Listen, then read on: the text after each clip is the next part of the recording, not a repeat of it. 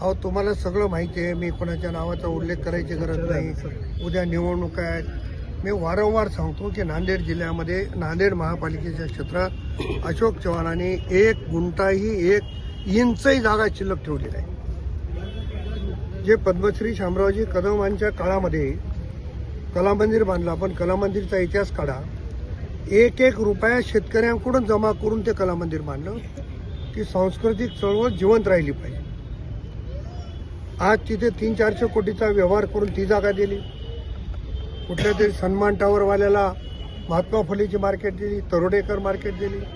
हा जो काही उद्योग आहे कोटीत कमवायचा आणि हजारात खर्चायचा, त्याचं हे पाप या निमित्तानं उघड पडलं. हे कोणी केलं पाप असं वाटतं आपल्याला? हे सांगितलं, नाव घेऊन सांगितलं ना. आणखी कोणी केलं म्हणजे काय? साहेब, महात्मा फुले मार्केट असेल किंवा तरोडेकर मार्केट असेल, आणि असे जे ज्या ठिकाणी मंगल कार्यालय होते, गरिबांचे लग्न व्हायचे, तर आता कुठं करणार हा प्रश्न निर्माण झालाय लग्न वगैरे.